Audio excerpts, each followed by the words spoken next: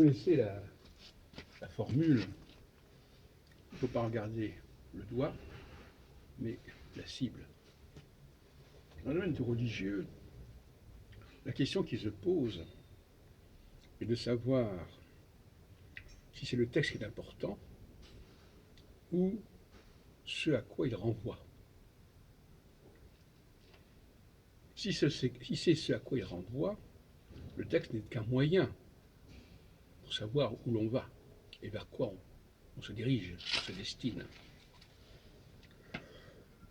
En revanche, si l'on surinvestit le texte, c'est pas tellement croire en Dieu, d'ailleurs quel Dieu, mais c'est croire dans le texte. Et c'est là qu'il y a un problème, voyez-vous. Beaucoup de gens s'imaginent que leur croyance, c'est la croyance dans le texte, et non pas dans ce que le texte nous raconte. Vous me direz, il n'y a peut-être pas de différence entre les deux. Il y a une différence énorme. Parce que le texte, encore faut-il être certain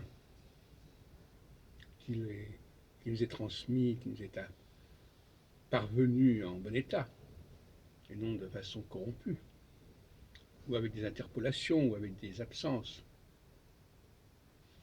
Donc, en tout état de cause, il ne s'agit pas de sacraliser le texte, mais de se servir du texte pour accéder à son sens. C'est le problème du signifiant et du signifié. Le texte, ce n'est jamais que du signifiant, finalement, qui renvoie à un signifié qui n'est pas toujours évident à identifier. Vous me l'accorderez. En ce qui me concerne, au niveau méthodologique, je dirais donc que je n'ai pas du tout l'habitude de sacraliser quoi que ce soit au niveau du texte.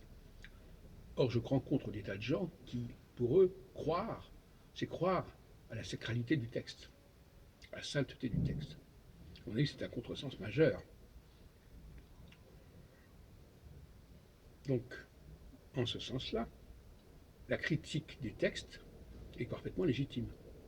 La critique biblique est parfaitement légitime. Parce qu'elle ne touche pas à la question de Dieu, elle touche à la question du texte, qui nous parle de Dieu, qui nous renvoie à Dieu, ce qui n'est pas du tout la même chose.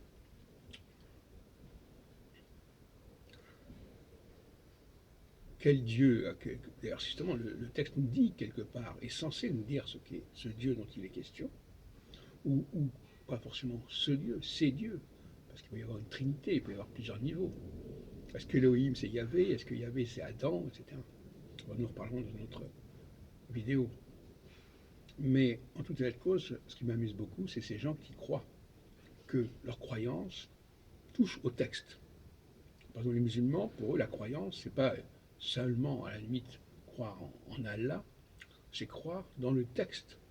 Et pour cela, ils ont comme démarche de dire que le texte est révélé. Au moment où il est révélé et qu'on pense qu'il est révélé et qu'il n'est parvenu intact, et bien à ce moment-là, on est dans la croyance, non pas en Dieu, mais dans le texte. C'est pas du tout la même démarche.